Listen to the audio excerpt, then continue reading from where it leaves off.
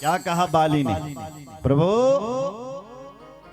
सुना था कि तुम्हारा अवतार धर्म की रक्षा करने के लिए हुआ है, लेकिन हे मेरे राम, हे मेरे भगवान, ये कहां का धर्म है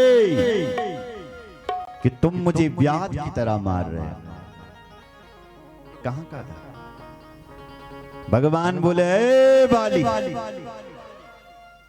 आज तो ये धर्म याद। क्या बोले भगवान? ध्यान से सुना। बाली, आज तुझे धर्म याद आ रहा है क्या?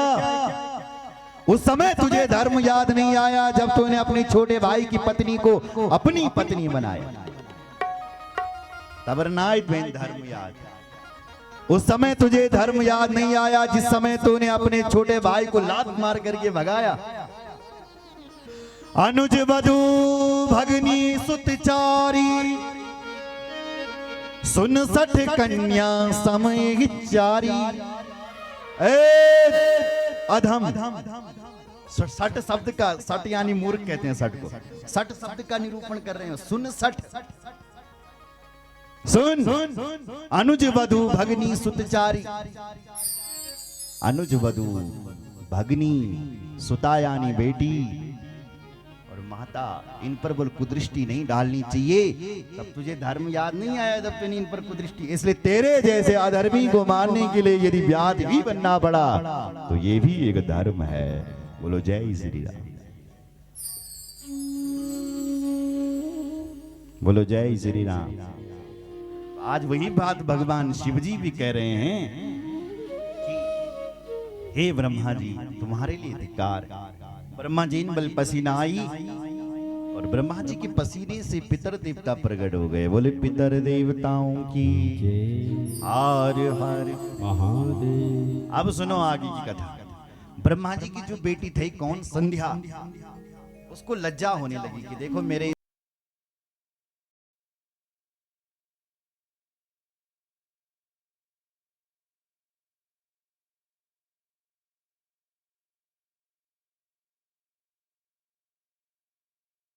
संध्या और भगवान शिवजी के मंत्रों का जाप करने लगी।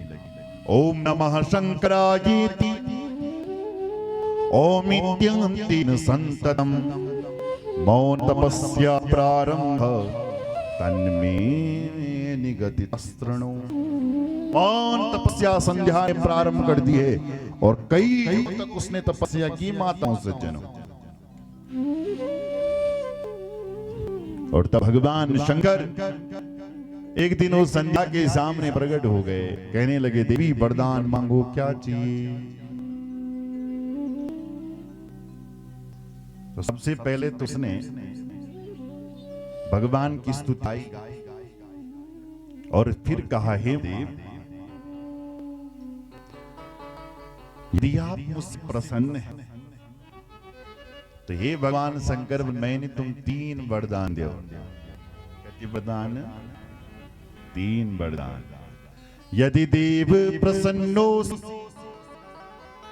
तपसा मम सांप्रतम तस्तदायं प्रथम वरो विधीयताम्। हे महादेव, यदि आप प्रसन्न छो बल तुम 3 वरदान दो। पहला वरदान दो, उत्पन्न मात्रा देवी प्राणिनोस्मि नभस्थली न भवन्तु समेनेव सकामा संभवन्तु वै। पहला वरदान ये दो कि जन्म होती ही किसी के अंदर काम भावना न जागे। पहला वरदान, क्योंकि जन्म ही वर्ण के हिसाब 16 साल में काम तो पहले ही जाग ही जाएगा जो 16 साल का व्यक्ति जन्म ले रहा है। इसलिए हे महादेव, मेरी बल ये नहीं प्रार्थना थी तुमसे कि प्रभु किसी के अंदर काम भावना न जागे। दूसरा वरदान ये दो कि जैसी कोई पतिव्रता स्त्री ना हो। और तीसरा वरदान ये दो, मैं फिर जन्म लूं और जो कोई मेरे ऊपर देखे मैं फिर से स्त्री बनूं, और जो भी मुझे देखे गलत दृष्टि से, कुदृष्टि से, तो वो सी नपुंसक हो जाए। ऐसा 3 वरदान भगवान शंकर ने कहा देवी तथास्तु, ये तीनों वरदान देता हूं। आपने पहला वरदान मांगा कि किसी के अंदर काम भावना ना जागे, उसके लिए भगवान शिव कहते हैं कि मैं बल जीव की अवस्था को 4 भागों में बांट देता हूं। 4 भागों में हमारी जो अवस्था 4 भागों में बांटी गई। कैसे? प्रथमो से सबो भावो कौमाराख्यो द्वितीयका तृतीयो यौवनो भवंश्च चतुर्थो वार्धकस्तः। पहला प्रथमो शेषवो भाव, भगवान शंकर बनाने के अब जो व्यक्ति जन्म ले संसार में, लोग उसको शेष भाव से देखेंगे, यानी बाल भाव से देखल बल।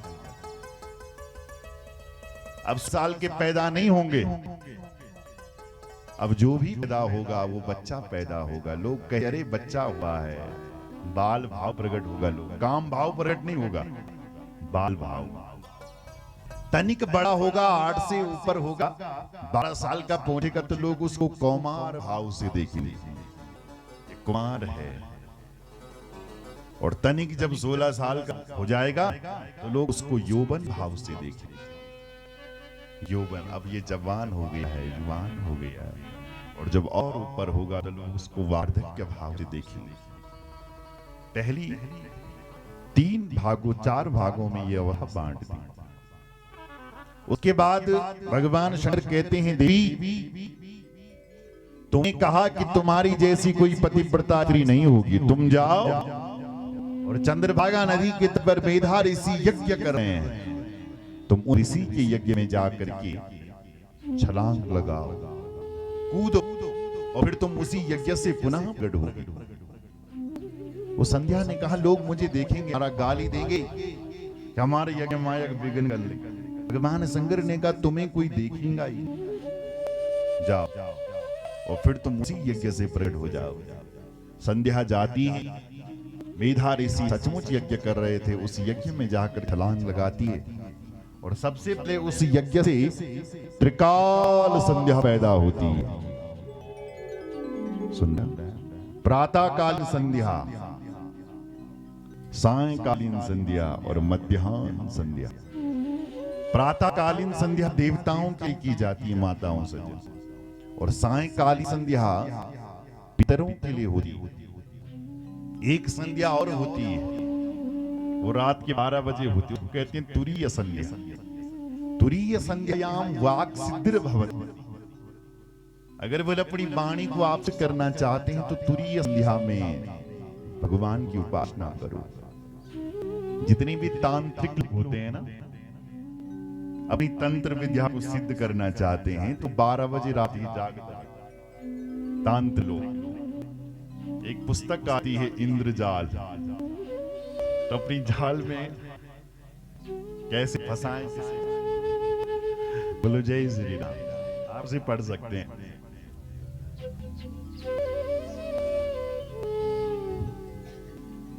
कुछ तांत्रिक लोगों ने तो आजकल ये जो बलि प्रथा चल रही है, ये भी तांत्रिक भी चलाई हुई। हाँ, कोई भी देवी देवता खून चढ़ा करके कौन प्रसन्न होता है? आपको लगता है खून पी करके कोई प्रसन्न होता होगा? नहीं। ये तांत्रिक लोग जब आए तो तंत्र विद्या को सिद्ध करने के लिए खून चढ़ाना पड़ता है, खून, लेकिन खून बकरे को नहीं चढ़ाना पड़ता। खून ही चढ़ाना है तो अपना अंगूठा काटो और चढ़ाओ, चढ़ाना। इन्होंने क्या किया, अपने अंगूठे को तो काटा नहीं, जीवित बकरे की बलि दी। अधर्म हो रहा, अन्याय कर दिया। संसार में कौन मरना चाहता है साहब? सब ने अपना शरीर प्यार हो, बल्कि क्या उस बकरे को अपना शरीर प्यारा नहीं होगा सर? क्यों उसको मारते? तुम्हें खून ही चढ़ाना है तो काट अपना अंगूठा और चढ़ा खून, हम भी मारेंगे तू सचमुच का भक्त है। अपना अंगूठा काटेगा नहीं और जीवित पशु की बलि कर देगा, ये तो अधर्म है। बादो वेदो हम बाला नाम मनुषाम, वेद भगवान कह रहे हैं अरे तुम्हारे पैरों से जो चींटी मती है उसको भी मत मारिए। पते के लिए किसने आज्ञा दे दी तुम्हें? कहां से आज्ञा मिल गई? बोलो।